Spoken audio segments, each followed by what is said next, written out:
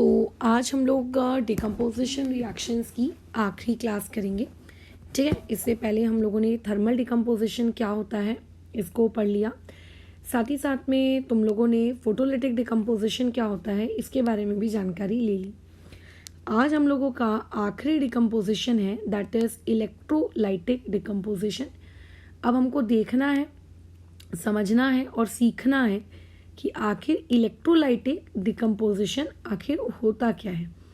तो जैसा कि तुम जानते हो कि इलेक्ट्रोलाइटिक डिकम्पोजिशन अगर इसका नाम है तो ज़रूर ये डिकम्पोजिशन रिएक्शन किसने कैरिड आउट करवाई होगी, आपके इलेक्ट्रिसिटी ने, है ना। यानी कि इसमें हम किसी भी केमिकल को डिकम्पोज करने के लिए डायरेक्ट इलेक्ट्रिसिटी दे रहे हैं। ठीक है, किसके द्वारा हम कर रहे हैं, हम लोग इलेक्ट्रिसिटी के वाया किसी भी केमिकल को हम डिकम्पोज कर रहे हैं डायरेक्ट इलेक्ट्रिसिटी, ठीक है, देकर।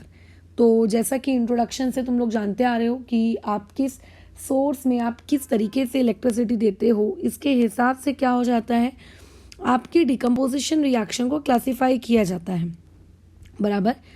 लेकिन हमने ये पढ़ लिया कि फोटोलिटिक क्या होता है, हमने ये पढ़ लिया, ठीक है, कि आप लोगों का थर्मल क्या होता है, और साथ ही साथ में, ठीक है, हमने अब ये देखने वाले हैं कि आप लोगों को क्या करना है, इलेक्ट्रिसिटी की मदद से आप डिकम्पोजिशन क्या कैसे किस तरीके से करते हो। ठीक है, ओके। तो देखो, एक ही एग्जांपल मैं इसका लूँगी, ज़्यादा एग्जांपल लेने की मुझे इसमें नीड नहीं लगती, क्योंकि आप फ्यूचर में जब आप 12th स्टैंडर्ड में जाओगे एक चैप्टर पढ़ोगे दैट इज़ इलेक्ट्रोकेमिस्ट्री, है ना। वो उस इलेक्ट्रोकेमिस्ट्री चैप्टर में आप इलेक्ट्रिसिटी की मदद से बहुत सारे डिकम्पोजिशन रिएक्शंस आप कैरिड आउट करवाने वाले हो। तो वहाँ पर तुम लोग डेफिनेटली इस चीज़ को पढ़ोगे। बट राइट नाउ हम लोगों को जितनी नीड है हमसे उतने ही पार्ट की स्टडी करेंगे। ठीक है, जितनी नीड है हमसे उतने ही पार्ट की स्टडी करेंगे। ठीक है, चलो आगे कंटिन्यू करते हैं। अब हमारे सिलेबस में हम लोगों को जो चीज़ पढ़नी है वो बेसिकली डिकम्पोजिशन रिएक्शन पढ़नी है। किसकी डिकम्पोजिशन रिएक्शन पढ़नी है, वाटर की। ठीक है, कि हमारे घर में नलों में जो पानी आता है उस पानी का अगर तुम लोगों को इलेक्ट्रोलाइटिक डिकम्पोजिशन कहा गया तो तुम उस पर्टिकुलर पानी का इलेक्ट्रोलाइटिक डिकम्पोजिशन कैसे करोगी। ठीक है, और अगर कर भी लिया तो करने के बाद हमको प्रोडक्ट्स क्या मिलेंगे। तो अभी तुम लोग मेरे हिसाब से पहली बार शायद इलेक्ट्रोलिसिस या फिर इलेक्ट्रोलाइटिक डिकम्पोजिशन पढ़ रहे हो। तो ऐसे केस में कुछ बेसिक टर्म्स हैं इलेक्ट्रोलाइटिक डिकम्पोजिशन से रिलेटेड, उनको पहले सीख लो। क्या होता है, आप लोगों के पास मान के चलते हैं ये कंटेनर होता है। ठीक है, ये मान के चलते हैं मैंने एक कंटेनर ले लिया।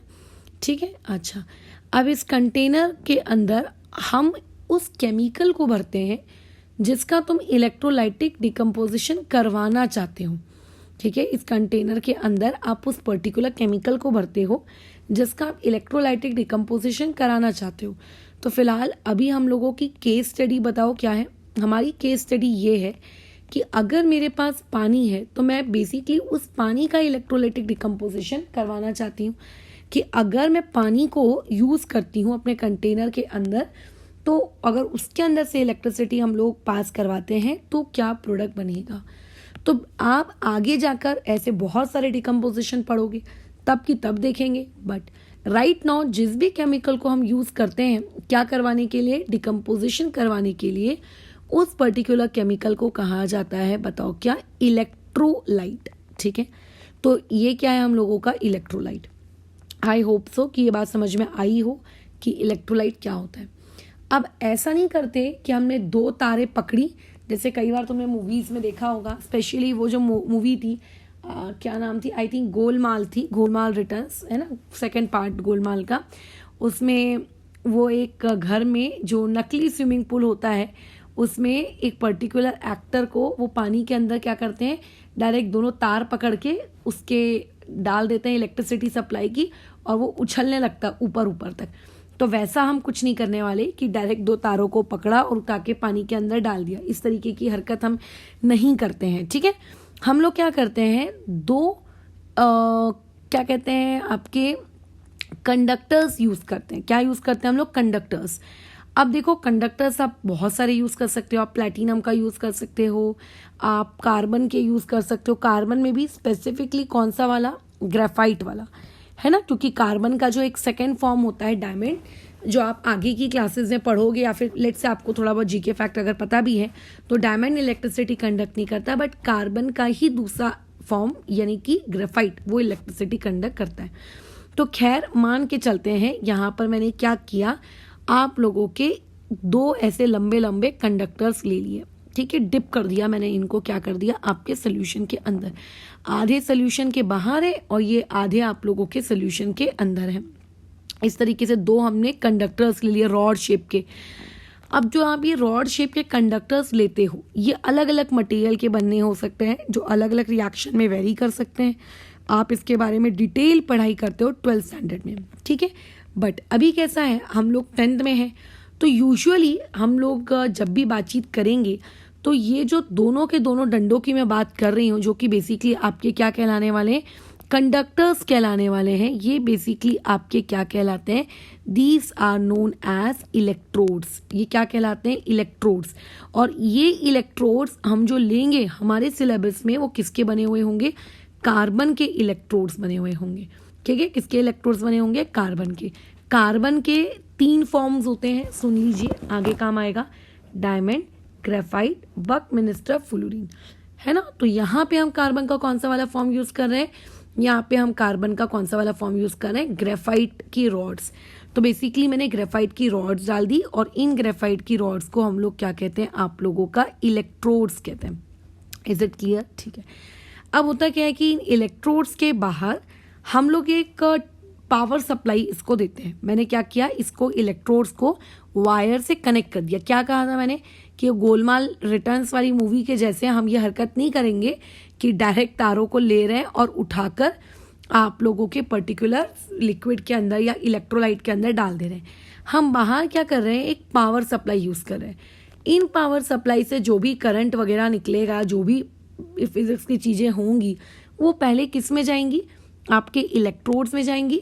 और इलेक्ट्रोड्स में जाने के बाद बताओ क्या होगा, आप लोगों का वो पर्टिकुलर वाटर में जाएगी।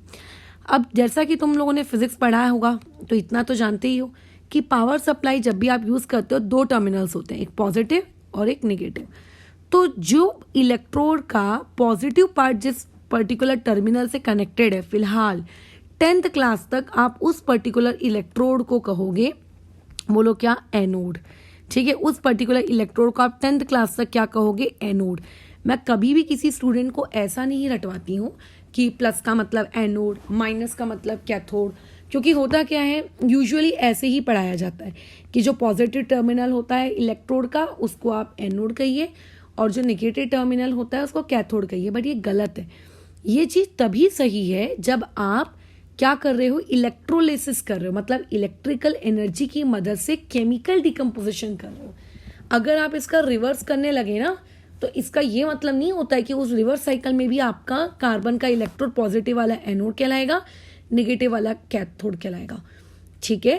तो इसीलिए फिलहाल अभी हम लोगों का पूरा जितना भी 10th बोर्ड्स का सिलेबस है, वहाँ पे हमेशा हम लोग क्या करने वाले हैं, इलेक्ट्रिकल एनर्जी देंगे और इलेक्ट्रिकल एनर्जी की मदद से केमिकल डिकम्पोजिशन करेंगे। तो ऐसे केस में हमेशा पॉजिटिव पार्ट आपका एनोड बनेगा और नेगेटिव पार्ट आपका हमेशा कैथोड बनेगा। बट जब आप 12th क्लास में आओगे, जब आप इलेक्ट्रोकेमिस्ट्री पढ़ोगे, तो वहाँ पे आप ऐसा भी एक पॉइंट पढ़ते हो जब केमिकल एनर्जी को कन्वर्ट किया जाता है इलेक्ट्रिकल एनर्जी में, मतलब केमिकल्स की मदद से इलेक्ट्रिसिटी बनाई जाती है, यानी कि रिवर्स। और अगर रिवर्स हो रहा है तो साइन फिर चेंज भी हो जाएगी।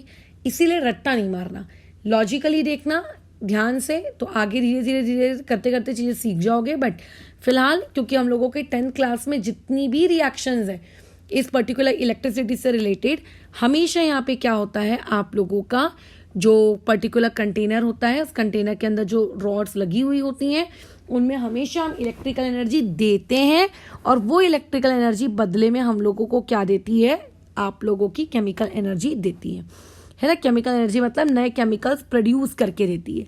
सो देयरफॉर एनोड पॉजिटिव रहने वाला है और हमेशा एनोड आपका क्या, कैथोड क्या रहेगा, नेगेटिव रहेगा, ठीक है। इतनी जानकारी हो गई, डन, ओके। तुमने पावर सप्लाई शुरू कर दी, ठीक है, एकदम कटाक कि चलो इलेक्ट्रिसिटी को जाना अलाउ करते हैं हम। तो इलेक्ट्रिसिटी निकल रही है इस पॉजिटिव टर्मिनल से, ये नीचे आ रही है।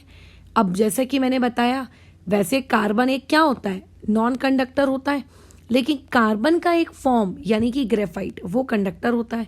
तो ये इलेक्ट्रिसिटी नीचे आई, नीचे आके यहाँ पे बोलो इसको कौन मिल रहे होंगे, H2O के मॉलिक्यूल्स मिल रहे होंगे। तो बेसिकली ये करंट इलेक्ट्रिसिटी किसको मिल रही है, H2O के मॉलिक्यूल्स को मिल रही है। अब जब इस H2O के मॉलिक्यूल को करंट इलेक्ट्रिसिटी मिलती है तो वहाँ पे क्या क्या फिनोमेना होते हैं, इसकी जो डिटेल बातचीत है, डिटेल बातचीत, ठीक है, वो डिटेल बातचीत आपके कहाँ पर है, 12th स्टैंडर्ड में है, 11th स्टैंडर्ड में है, ठीक है। स्टेट बोर्ड या फिर CBSE के सिलेबस में ये चीज़ है ही नहीं कि एनोड या कैथोड में जाने के बाद करंट के या फिर मॉलिक्यूल्स के साथ बेसिकली होता कैसे है और क्यों होता है। तुम लोगों की किताब में बस है कि ऐसा होता है और ये होगा, बस इतना याद रखो। तो फिलहाल हम लोग भी उतना ही कर रहे हैं, ठीक है।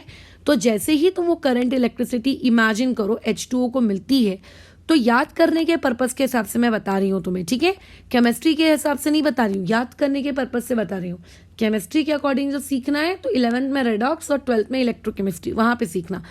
तो जो ये H2O होता है ना, ये इलेक्ट्रिसिटी मिलने से बेचारा टूट जाता है, ठीक है, उसके टुकड़े टुकड़े हो जाते हैं, टूट जाता है। अब ध्यान रखिएगा, जब जब आप करंट इलेक्ट्रिसिटी दोगे किसको, पानी को, तो पानी को बोलो क्या कर देगा, उसके टुकड़े कर देगा। एक टुकड़ा बनेगा H पॉजिटिव और दूसरा टुकड़ा बनेगा OH नेगेटिव। क्या ये बात दिमाग में जा रही है? असलियत में होता होगा नहीं होता होगा उसमें भी दिमाग ही मत लगाना, ठीक है। अभी फिलहाल जितना सिंप्लीफाइड वे में इसको सिखाया जा सकता है उसको मैं सिखा नहीं हूँ, बट कैसा है, आप जब आगे रेडॉक्स पढ़ोगे, इलेक्ट्रोकेमिस्ट्री पढ़ोगे, तब ये चीज़ें ज़्यादा बेहतरीन ढंग से सीखोगे, ओके। अब यानी कि पानी को जब इलेक्ट्रिसिटी मिली, तो इलेक्ट्रिसिटी मिलने के बाद अब वहाँ पे H2O के मॉलिक्यूल्स नहीं हैं। H2O के मॉलिक्यूल्स के बदले बहुत सारे H पॉजिटिव हैं, बहुत सारे OH नेगेटिव हैं जो इस कंटेनर के अंदर ऐसे मंडरा रहे हैं। अब होता कैसा है, ये आयंस है, आयंस के ऊपर बोलो क्या होता है, चार्ज होता है, राइट। तो ये आयंस देखते हैं, बड़े चतुर होते हैं ये आयंस, एकदम ही चालाक।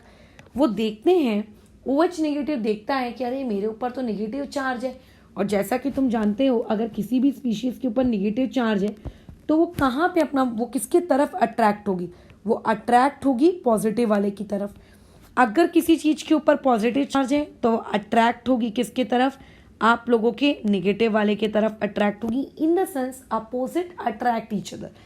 तो ये जितने भी OH नेगेटिव हैं, ये सारे OH नेगेटिव अपना बोरिया बिस्तर लपेटते हैं और जाके एनोड के आजू बाजू ऐसे ऐसे ऐसे ऐसे ऐसे ऐसे जाकर उसको सराउंड कर लेते हैं, ठीक है। सिमिलरली जितने भी H पॉजिटिव होते हैं सॉल्यूशंस में, वो अपने आप अपना बोरिया बिस्तर लपेटते हैं और कहते हैं कि अच्छा कैथोड नेगेटिव है, तो उस नेगेटिव कैथोड के बाजू में जाकर सारे H पॉजिटिव खुद को बोलो क्या कर लेते हैं, ये इस तरीके से सराउंड कर लेते हैं। डन, ये इस तरीके से बोलो क्या कर लेते हैं, सराउंड कर लेते हैं। तो इनडायरेक्टली हुआ क्या, जो भी तुमने इलेक्ट्रिसिटी दी उस इलेक्ट्रिसिटी के वाया इलेक्ट्रोलाइट का डिकम्पोजिशन हुआ, और डिकम्पोजिशन होने के बाद कैटायंस प्रोड्यूस हुए और अनायंस प्रोड्यूस हुए। कैटायंस और अनायंस रिस्पेक्टिव अपोजिट साइन की इलेक्ट्रोड्स की तरफ अपना मूवमेंट शुरू कर देते हैं। यानी कि अगर मैं तुमसे ये पूछूं कि अभी एनोड के पास बोलो क्या है, तो तुम कहोगे anode is surrounded bye OH negative ions. अगर मैं तुमसे ये कहूंगी कि कैथोड के पास क्या है, तो तुम ये कहोगे कि cathode is surrounded by H positive ions. Am I right? अब यहाँ पे एनोड या कैथोड के पास जाने के बाद क्या होता है, सबसे इंपॉर्टेंट फिनोमेना जिसके बारे में आप अभी आगे आने वाली क्लासेस में सुनोगे, सीखोगे पहली बार। एनोड एक ऐसी इलेक्ट्रोड होती है, चाहे केमिकल टू इलेक्ट्रिकल जा रहे हो या इलेक्ट्रिकल टू केमिकल जा रहे हो, ये फंडा कभी नहीं बदलेगा। एक ऐसी इलेक्ट्रोड जो कि कौन सी रिएक्शन करवाती है, ऑक्सीडेशन रिएक्शन करवाती है। अब कई लोगों को डाउट होगा कि ऑक्सीडेशन रिएक्शन क्या होती है, तो वेट करो, अभी हम लोग डिकम्पोजिशन पे चल रहे हैं, ठीक है। अभी फिलहाल डिस्प्लेसमेंट पढ़ेंगे, डबल डिस्प्लेसमेंट पढ़ेंगे, फिर ऑक्सीडेशन में भी आएंगे और रिडक्शन में भी आएंगे, ठीक है। तो एनोड हमेशा आप लोगों की एक ऐसी पर्टिकुलर इलेक्ट्रोड होगी जो चाहे पॉजिटिव हो या नेगेटिव हो, इससे फर्क नहीं पड़ता, क्योंकि पॉजिटिव नेगेटिव तो चेंज हो सकता है ना, पॉजिटिव नेगेटिव तो चेंज हो सकता है, डिपेंड कि इलेक्ट्रिकल टू केमिकल जा रहे हो कि केमिकल टू इलेक्ट्रिकल आ रहे हो, है ना, वो तो चेंज हो सकता है। बट जो चीज कभी चेंज नहीं होगी वो ये कि एनोड आप लोगों की एक ऐसी इलेक्ट्रोड है जो पर्टिकुलर इलेक्ट्रोड क्या करवाती है, ऑक्सीडेशन रिएक्शन करवाती है। क्या करवाती है, ऑक्सीडेशन रिएक्शन। और कैथोड एक ऐसी इलेक्ट्रोड है जो क्या करवाती है, रिडक्शन। यानी कि अगर एनोड के पास कोई भी आया है, यानी कि अभी फिलहाल तो एनोड के पास कौन आया है, OH निगेटिव आया है, तो ये एनोड क्या करेगी, उस OH निगेटिव का ऑक्सीडेशन करवा देगी। ठीक है, वो उस OH निगेटिव का बोलो क्या करवा देगी, आप लोगों का ऑक्सीडेशन करवाएगी। और जो कैथोड है जिसके पास क्या आए हैं, H पॉजिटिव आए हैं, वो बोलो क्या करवा देगी, वो उन सारों का बोलो क्या करवा देगी, रिडक्शन करवा देगी। कैसे करवाएगी उस पर अभी हमको ध्यान नहीं लगाना है, ठीक है, वो अभी हमारा सिलेबस नहीं है। अब क्या होता है कि जितने भी OH निगेटिव पहुंचे थे एनोड के पास, ठीक है, एट एनोड, सारे के सारे OH निगेटिव का बोलो क्या हो गया, ऑक्सीडेशन। और जब जब दुनिया में OH निगेटिव का ऑक्सीडेशन होता है तो प्रोडक्ट बनता है O2। और जब जब दुनिया में आप लोगों के H पॉजिटिव का रिडक्शन होता है तब तब प्रोडक्ट बनता है H2। कैसे बनता है उसमें नहीं घुसना, ठीक है, वो चीज़ आप सीखेंगे आगे फ्यूचर में 11th और 12th स्टैंडर्ड में। तो इससे होगा क्या कि हमने तो स्टार्टिंग में पानी लिया था, पानी टूट गया कैटायंस और अनायंस में, राइट। अच्छा, और उसके बाद क्या हुआ, हम वो कैटायंस और अनायंस अब अलग अलग हो गए, कोई कैथोड के पास चला गया, कोई एनोड के पास चला गया।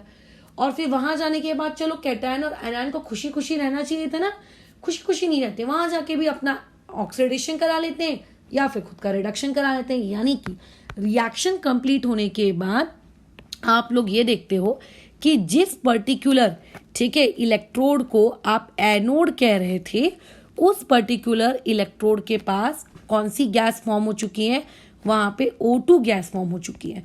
ठीक है, कौन सी गैस, O2, क्योंकि जितने भी OH निगेटिव थे वो किस में कन्वर्ट हो गए, O2 में। कैसे हुए उसमें मत ध्यान लगाना, ठीक है। और जितना भी कैथोड था वो सारे के सारे कैथोड के पास जितने भी H पॉजिटिव आए थे वो सारे के सारे H2 में कन्वर्ट हो गए, हाइड्रोजन। मतलब टोटल पानी को हमने डिकम्पोज किया और पानी को डिकम्पोज करके उसके अंदर से क्या बनाया, H2 बनाया और O2 बनाया, है ना। मैंने इलेक्ट्रिसिटी के वायर्स को डिकम्पोज किया और वहां से H2 बनाया, O2 बनाया।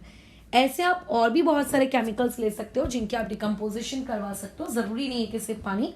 खैर, क्योंकि फर्स्ट चैप्टर में हमारा जिक्र सिर्फ पानी के रिस्पेक्ट में हो रहा है तो मैंने भी वर्ड सिर्फ पानी इस्तेमाल किया, otherwise they are many chemicals, ठीक है, जिनकी हम लोग क्या करवा सकते हैं, डिकम्पोजिशन रिएक्शन करवा सकते हैं और उनसे दूसरे केमिकल्स क्रिएट कर सकते हैं। ठीक है, ये चीज अभी आप आगे आने वाली क्लास में सीखेंगे धीरे धीरे, जैसे जैसे क्लासेस आगे जाएंगी इलेक्ट्रोलिसिस के बारे में, बस। लेकिन इसी पर्टिकुलर चीज को हम लोग बताओ क्या कहते हैं, आप लोगों का इलेक्ट्रोलिसिस कहते हैं। इसी पर्टिकुलर चीज को बोलो क्या कहा जाता है, इस पर्टिकुलर चीज को इलेक्ट्रोलिसिस कहा जाता है या फिर इलेक्ट्रोलाइटिक डिकम्पोजिशन रिएक्शन कही जाती है, जिसमें इलेक्ट्रिसिटी के वाया आप क्या करते हो, केमिकल्स को डिकम्पोज करते हो, राइट। ओके, तो आगे ऐसे और केमिकल्स आएंगे जिनके तुम्हें डिकम्पोजिशन पढ़नी है, याद रखनी है, बट फिलहाल के लिए ये।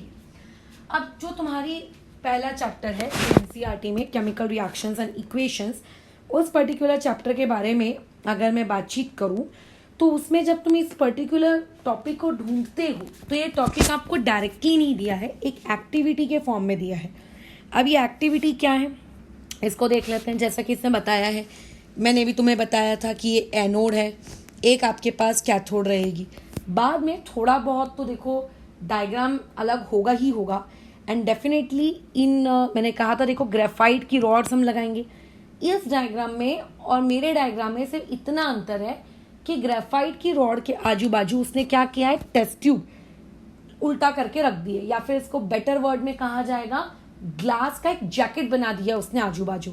टेस्ट ट्यूब के आजू बाजू उसने क्या बना दिया, ग्लास का जैकेट, ताकि जो भी ऑक्सीजन गैस एनोड पे बन रही है वो एस्केप आउट ना हो, वो उस पर्टिकुलर टेस्ट ट्यूब में जमा हो जाए। सिमिलरली बाजू वाली के साथ भी किया है, डन, ठीक है। तो बस इसमें तुम्हें एक चीज याद रखनी है कि एनोड के पास कौन सी गैस बनती है और कैथोड के पास कौन सी गैस बनती है। सीधा सीधा पेपर में सवाल ऐसा ही पूछा जाता है, ठीक है, सीधा सीधा ही पूछा जाता है कि किस पर्टिकुलर इलेक्ट्रोड पर कौन सी गैस बनी, आप हमको ये बताइए। देखो ये वाला question, which gas present in each test tube. तो तुम्हें बताना पड़ेगा। लेट्स से अगर मैं इसको टेस्ट ट्यूब नंबर ए कह दूँ तो बताओगे कि टेस्ट ट्यूब नंबर ए पर ऑक्सीजन बनी, और इसको अगर मैं टेस्ट ट्यूब नंबर बी कह दूँ तो यहाँ पे क्या बनी, हाइड्रोजन। एक तो यही सीधा सीधा सवाल यहाँ से पूछा लिया जाएगा, है ना। अच्छा, दूसरी चीज एक और सबसे जरूरी है वो ये, क्वेश्चन में इस पर्टिकुलर पॉइंट को एज अ गिव रीजन पूछा जाता है। इस पर्टिकुलर पॉइंट को कैसे पूछा जाता है, एज ए गिव रीजन। ऐसा क्यों, पहले पूछ क्या रहा है पहले वो देख लेते हैं। बोल रहा है कि जो 2 टेस्ट ट्यूब में गैसेस बनी उन गैसेस को आप कलेक्ट कर लीजिए कंप्लीटली। जब आप उन गैसेस को कलेक्ट करके आप उनका वॉल्यूम मेजर करते हो, अब तुम्हारा डाउट होगा कि गैसेस का वॉल्यूम कैसे मेजर कर पा रहे हैं, तो खैर अगेन यही सारी बातचीत 11th क्लास की पढ़ाई, ठीक है। तो किसी भी तरीके से मान के चलते हैं आपने गैसेस का वॉल्यूम मेजर कर भी लिया, तो क्वेश्चन वाले का तुमसे ये डाउट है कि क्या दोनों गैसेस जो प्रोड्यूस हो रही हैं टेस्ट ट्यूब ए में और टेस्ट ट्यूब बी में, क्या वो दोनों गैसेस का वॉल्यूम सेम रहेगा क्या, मतलब इक्वल क्वांटिटी की वॉल्यूम ऑफ आप गैसेस प्रोड्यूस कर रहे हो। तो इसका आंसर आएगा नो, ऐसा नहीं होता। जो टेस्ट ट्यूब ए में वॉल्यूम ऑफ O2 गैस का प्रोड्यूस हो रहा है वो कभी भी टेस्ट ट्यूब बी में प्रोड्यूस होने वाली H2 के बराबर नहीं होता। अब ये तो हमने जवाब दे दिया। अब कई बार क्वेश्चन वाले को तुमसे इतना सा आंसर सुनकर अच्छा नहीं लगता है, वो तुमसे पूछता है अच्छा क्यों नहीं है, जरा रीज़न आप जस्टिफाई तो करिए, क्या दिक्कत है भैया, दोनों इक्वल क्यों नहीं प्रोड्यूस हो रही। तो हम उसको बताएंगे कि देखो हम डिकम्पोजिशन करवा रहे हैं किसका, पानी का। अगर आप पानी का डिकम्पोजिशन करवा रहे हो तो प्रोडक्ट क्या बनेगा, H2 + O2। और जरा इस पर्टिकुलर प्रोडक्ट को बिना बैलेंस किए भी देखो, बैलेंस तो खैर मैं करवा लूंगी बट बिना बैलेंस किए भी जरा एक बार देखो ध्यान से। यहाँ पे इस एक H2O के मॉलिक्यूल है, मतलब अगर एक H2O का मॉलिक्यूल अगर ब्रेक होगा या एक H2O के मॉलिक्यूल के अंदर क्या है, जरा ध्यान से देखो। तो हमने ये देखा कि हमारे पास जो एक H2O का मॉलिक्यूल है उस एक H2O के मॉलिक्यूल में 2 हाइड्रोजन है, ये देखिए 2 हाइड्रोजन है, और उस 2 हाइड्रोजन के रिस्पेक्ट में ऑक्सीजन तो एक ही है। मतलब हाइड्रोजन का पूरा मॉलिक्यूल, वाटर का पूरा मॉलिक्यूल बनता कब है, जब 2 हाइड्रोजन और 1 ऑक्सीजन कंबाइन होते तभी तो पानी बनता है। तो अगर आप उस पानी को तोड़ोगे तो उससे जो हाइड्रोजन बनेगी वो डबल बनेगी एज कंपेयर टू व्हाट, आपके ऑक्सीजन। इसीलिए जो वॉल्यूम है वो दोनों का इक्वल नहीं होगा, हाइड्रोजन का जो वॉल्यूम है वो डबल होगा किसके कंपेयर में, ऑक्सीजन के कंपेयर में।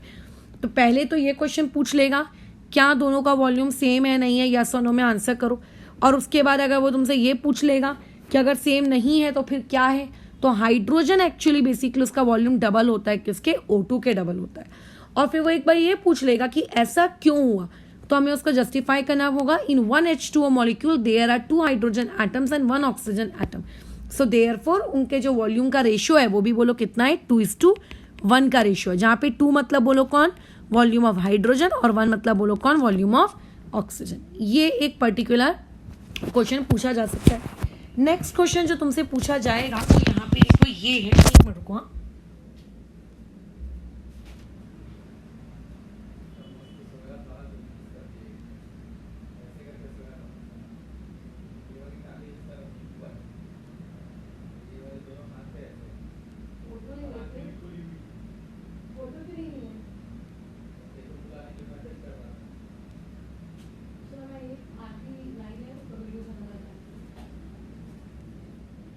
ठीक है।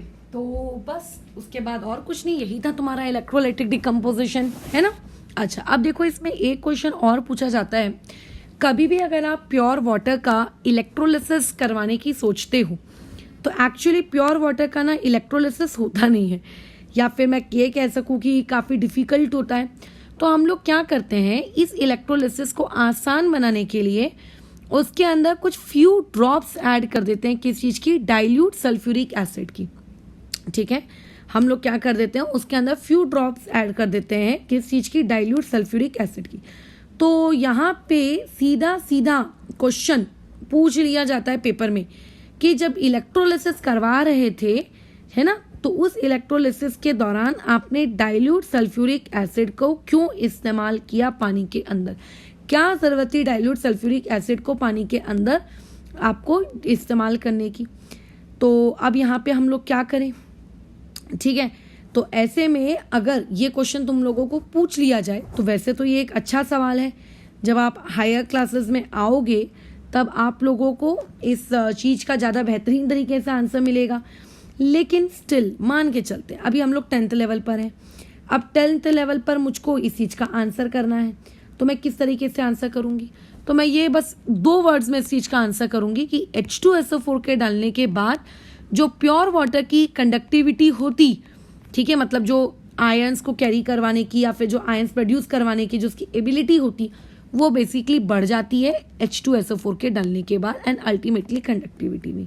तो बस तुम्हें इतना ही याद रखना है और कुछ भी नहीं, और कुछ भी नहीं, ठीक है, कि मैम H2SO4 के अंदर से तो SO4 to negative ion produce होंगे, फिर वो SO4 टू नेगेटिव आयन्स भी तो देखिए आपके कैथोड की तरफ, सॉरी एनोड की तरफ जा सकते हैं, बिल्कुल जा सकते हैं, बिल्कुल जा सकते हैं। तुम खुद सोचो, आप पानी इस्तेमाल कर रहे हो, पानी की वजह से H पॉजिटिव बनेगा, OH नेगेटिव बनेगा। आप भले ही थोड़ी सी क्वांटिटी में H2SO4 लो, बट उसकी वजह से H पॉजिटिव बनेगा और उसकी वजह से भी SO4 टू नेगेटिव बनेगा। तो देखो अल्टीमेटली कैथोड के पास तो H पॉजिटिव ही जा रहा है, लेकिन एनोड के पास तो दो लोग जा सकते हैं क्योंकि दोनों ही नेगेटिव है। बट एनोड के पास जाकर फिर OH नेगेटिव का ही क्यों ऑक्सीडेशन हुआ, SO4 टू नेगेटिव का क्यों नहीं? तो ये जो सारी बातचीत के रिस्पेक्ट में जो जवाब है ये 12th क्लास में है। फिलहाल अगर कोई इतना पूछे कि H2SO4 डालने का क्या रीज़न रहा, तो simple, it will increase the conductivity, इतना आप बोलकर ख़त्म कर सकते हो उस चीज़ को, ठीक है। अच्छा, अब एक इम्पॉर्टेंट चीज़ है, अब जैसे मेरे इस पर्टिकुलर रिएक्शन में हाइड्रोजन गैस बनी, अभी तक हम लोगों ने जितनी भी बातचीत की, हर बार किसी ना किसी प्रकार की हम कोई रिएक्शन करते थे, कभी ना कभी कोई ना कोई कुछ ना कुछ प्रोडक्ट बनता था। हम लोग हर गैस को टेस्ट करते थे अलग अलग मेथड्स के वाया, जैसे CO2 गैस को हमने टेस्ट किया था, याद करो, लाइम वाटर के द्वारा। अमोनिया गैस को हमने टेस्ट किया था वाइट फ्यूम्स वाले टेक्निक के द्वारा, है ना। हम लोग हमेशा किसी ना किसी गैस को टेस्ट करते हैं। जब लास्ट क्लास में थर्मल डिकम्पोजिशन पढ़ा तो SO3 गैस में मैंने बताया कि बर्निंग सल्फर की स्मेल आती है, राइट। अच्छा, लास्ट क्लास में तुम लोगों को ये भी बताया कि NO2 गैस जब निकलती है तो ऐसे केस में ब्राउन कलर की फ्यूम्स देखने को मिलती है। तो ऐसे में अगर मान लेते हैं हाइड्रोजन गैस किसी भी रिएक्शन में, ज़रूरी नहीं है इस पर्टिकुलर रिएक्शन में, आने वाले किसी भी चैप्टर में अगर हाइड्रोजन गैस प्रोड्यूस होती है, तो ऐसे केस में आप कैसे पता लगाओगे कि वो पर्टिकुलर गैस हाइड्रोजन ईच है कि वो पर्टिकुलर गैस ऑक्सीजन है? बताइए, ऑक्सीजन और हाइड्रोजन गैस का क्या टेस्ट है? पेपर में सीधा 1 मार्क के लिए आ जाता है। अब हम क्या करें बताओ? तो ऐसे केस में बहुत ही सिंपल सी चीज़ है। अगर मैं पहले हाइड्रोजन गैस के रिस्पेक्ट में बात करूं, तो पहले अपन हाइड्रोजन गैस के रिस्पेक्ट में बात कर लेते हैं। जिस भी पर्टिकुलर जगह से आपको डाउट हो रहा है, जैसे मान लेते हैं ये टेस्ट ट्यूब है, मुझे इस टेस्ट ट्यूब से गैस निकल रही है, मान लेते हैं मुझे डाउट है कि ये हाइड्रोजन गैस है, ठीक है, मुझे डाउट है कि ये क्या है, हाइड्रोजन गैस है। मान लेते हैं ये पर्टिकुलर टेस्ट ट्यूब है, यहाँ से मान लेते हैं गैस निकल रही है और मुझे डाउट है कि ये जो पर्टिकुलर गैस निकल रही है ये आप लोगों की क्या है, आप लोगों की O2 गैस है। तो ऐसे केस में मैं क्या करती हूँ, आप लोगों का एक पर्टिकुलर स्प्लिंट लेकर आते हैं हम लोग, ठीक है, क्या लेकर आते हैं, एक स्प्लिंट लेकर आते हैं। अब सबसे बड़ा डाउट यहाँ पे आ जाएगा तुम्हारे दिमाग के अंदर छोटे से कि what do you mean by the term splint. Splint का मतलब होता है एक छोटी सी पतली सी स्ट्रिप, ठीक है, जैसे माचिस की तिल्ली बेस्ट है ना, माचिस की तिल्ली। अच्छा, अब इस स्प्लिंट को आप लेकर आओ और जिस भी जगह से आपको डाउट है कि O2 गैस निकल रही है, आप उस माचिस की तिल्ली को, उस स्प्लिंट को, ठीक है, उस पर्टिकुलर माचिस की तिल्ली बोलूँगी मैं तो यहाँ पर, ठीक है, उस पर्टिकुलर चीज़ को आप वहाँ पे क्या रखो, कुछ सेकेंड्स के लिए बराबर क्या रख लो, आप वहाँ पे रख दो। अगर वो सही में ऑक्सीजन गैस हुई, ठीक है, अगर वो सही में ऑक्सीजन गैस हुई, तो ऑक्सीजन गैस होने की वजह से बोलो क्या हो जाएगा, आप लोगों की वो जो स्प्लिंट है वो कुछ सेकंड्स के लिए जल जाएगी, कुछ सेकंड्स के लिए वो जल जाएगी। और अगर वो जल गई तो इसका मतलब आप समझ जाना, ठीक है, कि वो पर्टिकुलर चीज़ आपकी क्या है, ऑक्सीजन। क्योंकि हम बचपन से पढ़ते आ रहे हैं कि ऑक्सीजन किस क्या करती है, कंबशन को बोलो क्या करती है, सपोर्ट करती है। तुमने बचपन में एक्सपेरिमेंट भी किया होगा कि एक कैंडल ले लो, कैंडल के ऊपर आप एक ग्लास लगा दो, है ना, और ग्लास लगाने के बाद आप देखोगे कि कुछ देर बाद जब सारी ऑक्सीजन खत्म हो जाएगी कैंडल के आसपास की, तो कैंडल बुझ जाएगी, बट दूसरी जगह कैंडल जिसके ऊपर कोई ग्लास व्लास नहीं लगाया गया है वो कैंडल जलती रहेगी। इसका मतलब ऑक्सीजन कंबशन को सपोर्ट करता है। तो इस तरीके से तुम ये पता लगा सकते हो कि O2 गैस को हम लोग किस तरीके से टेस्ट आउट करते हैं। तो अगर कभी भी डाउट हो, ठीक है, कि अगर जो गैस निकल रही है वो अगर एक O2 है तो क्या करो, एक लाइटर लो, लाइटर से अपने स्प्लिंट को जला लो। अब तुम चाहो तो माचिस की तिल्ली का इस्तेमाल कर लो, और जहां से भी डाउट है कि वहां से ऑक्सीजन गैस निकल रही है उस टेस्ट ट्यूब के ऊपर जाके रख दो, ठीक है, उस टेस्ट ट्यूब के ऊपर जाके रख दो। तो आप ये क्या देखोगे कि कुछ देर बाद वो जो आपने माचिस की तिल्ली जलाई थी, ठीक है, वो जो आपने माचिस की तिल्ली जलाई थी वो पर्टिकुलर माचिस की तिल्ली क्या हो जाएगी, और ज़्यादा भभक जाएगी, या तो क्योंकि ऑक्सीजन सपोर्ट करती है कंबशन को, राइट, ये इस तरीके से। अब बात आती है कि आप हाइड्रोजन का टेस्ट कैसे करोगे। मतलब हाइड्रोजन तो कंबशन को सपोर्ट नहीं करती, तो हर गैस को देखो टेस्ट करने का, ठीक है, कोई ना कोई तरीका होता है। वैसे ही आपकी जो हाइड्रोजन गैस है, इस हाइड्रोजन गैस को भी क्या होता है, आप लोगों के तैयार करके उसको टेस्ट करने का तरीका होता है। जहाँ पे भी आपको डाउट है, ठीक है, कि वहाँ से हाइड्रोजन गैस निकल रही है, आप वहाँ से निकलने दो हाइड्रोजन गैस को, बराबर। और उसके बाद क्या करो, बड़े ही प्यार से, जैसे अपनी एक बर्निंग लेट से माचिस की तिल्ली वगैरह जो भी है, लाइटर हो या फिर मोमबत्ती हो, वैसे मोमबत्ती बहुत बड़ी चीज़ मैंने करी है, लेट से लाइटर है, लाइटर को आप लेकर चले जाओ यहाँ पे, इसके माउथ के सामने जाके लाइटर की फ्लेम को रख दो, ठीक है, यानी कि जिस लाइटर से आग निकल रही है, या फिर लेट से मैच स्टिक को आप यहाँ पे पर्टिकुलरली क्या कर दो, रख दो। तो तुम ये देखोगे कि जो आपकी जो मैच स्टिक है वो मैच स्टिक अचानक से बताओ कैसी हो जाएगी, ऐसे मतलब इसी का फ्लेम ऐसी है तो ऐसी हो जाएगी अचानक से, मतलब भभक जाएगी आग, और आपको ऐसा ज़्यादा देखने को मिलेगा, ठीक है। तो अगर इस तरीके का कुछ तुम्हें देखने को मिलता है तो इट प्रूव्स दैट कि आप लोगों के पास उस पर्टिकुलर जगह से कौन सी गैस निकल रही है, हाइड्रोजन गैस निकल रही है, ठीक है। वो चीज़ प्रूव करती है कि वहाँ से क्या निकल रही है, हाइड्रोजन गैस। तो आपको वो पहले क्या दिखेगी, ऐसी छोटी, फिर बंद हो जाएगी, फिर अचानक से बड़ी दिख जाएगी। तो इस तरीके से अगर तुमको देखने को मिलता है तो इसको हम लोग क्या कहते हैं कि वहाँ से कौन सी गैस निकली है, H2 गैस निकली है। तो ये H2 गैस को टेस्ट करने का क्या है, तरीका है। तो पेपर में अगर ये पूछा जाए कि H2 गैस को टेस्ट करने का तरीका बताइए, मतलब लिखिए, तो आप सिंपल वहाँ पे क्या लिखेंगे, एक बर्निंग कैंडल या बर्निंग मैस्टिक को वहाँ पर लेकर जाइए, कहाँ, जहाँ हाइड्रोजन गैस जहाँ से निकल रही है। और अगर वहाँ पे लेके जाने के बाद आपको इस तरीके की ऑब्जर्वेशन देखने को मिलती है तो हाइड्रोजन गैस निकल रही है, बट यूजुअली हम ऐसी ऑब्जर्वेशन नहीं देख पाते। तो स्कूल में जब तुम्हें एक्सपेरिमेंट दिखाया जाएगा तब तुम्हें ना, जब इस तरीके का अपन हाइड्रोजन गैस को डिटेक्ट करते हैं तो हमें वहाँ पे एक पॉपअप साउंड सुनाई आता है। अगर वो आपको साउंड सुनाई आ रहा है, ये इस तरीके से फ्लेम का छोटा होना फिर अचानक से बड़ा होना, तो ये प्रूव करता है कि वहाँ पे कौन सी गैस है, आप लोगों की H2 गैस है। वहाँ पे कौन सी गैस है, आप लोगों की H2 गैस है। सिमिलरली पेपर में हो सकता है तुमको ये पूछा जाए कि जो आप लोगों की O2 गैस है, आप उस O2 गैस को कैसे मतलब प्रूव करेंगे कि किसी भी टेस्ट ट्यूब से O2 गैस निकल रही है। तो सबसे पहले तो जिस भी जगह से तुमको डाउट है कि O2 गैस निकल रही है, उस पर्टिकुलर जगह के ओपनिंग के पास आप क्या करिए, एक स्प्लिंट को लेकर जाइए, ठीक है। अच्छा, और वो स्प्लिंट जैसे ही हल्का हल्का उसके अंदर से धुआं निकल रहा होगा, जैसे अगरबत्ती कैसे होती है, राइट, जब हम अगरबत्ती को जलाते हैं तो आग होती है, उसके बाद जब हम अगरबत्ती को बुझा देते हैं तो धीरे धीरे सिर्फ धुआं निकलता है। तो आपने जो स्प्लिंट यूज़ किया है उसमें भी इनिशियली आप लोगों को क्या दिखेगा, सिर्फ धुआं दिखेगा, ठीक है। आपको सिर्फ वहाँ पे क्या दिखेगा, धुआं दिखेगा। और जैसे ही आप उसको ऐसी टेस्ट ट्यूब के आगे लेके जाओगे जहाँ से O2 गैस बाहर निकल रही है, तो वहाँ बाहर जाते बराबर, वहाँ उसके क्लोज जाते बराबर सिर्फ धुआं निकलने वाली स्प्लिंट के अंदर से भी बोलो क्या आ जाएगा, आग जल जाएगी, ठीक है। तो आप बेसिकली इस पर्टिकुलर चीज़ का टेस्ट अपने घर में मौजूद अगरबत्ती के साथ भी कर लो। अगरबत्ती को जलाओ, ठीक है, जलाने के बाद उसको बुझा दो इन द सेंस ऐसा नहीं कि पूरा उसको फूंक मार के अच्छे से बुझा देना, जलने देना, बस धुआं निकलना चाहिए, आग नहीं होनी चाहिए। और फिर उसको ऐसी जगह पे लेकर जाओ जहाँ से O2 गैस निकल रही है, तो देखना वो धुआं वापस से आग में कन्वर्ट हो जाएगा। तो ये प्रूव करता है कि वो गैस कौन सी है, O2, क्योंकि O2 क्या करती है, कंबशन को सपोर्ट करती है, ठीक है। तो यहाँ पे हम लोगों का डिकम्पोजिशन रिएक्शन पूरी तरीके से समाप्त होता है। और इसके बाद अब हम लोग नेक्स्ट पॉइंट अपना क्या करेंगे, कंटिन्यू करेंगे, दैट इज डिस्प्लेसमेंट रिएक्शन। फिलहाल इसे यहाँ ओवर करते हैं।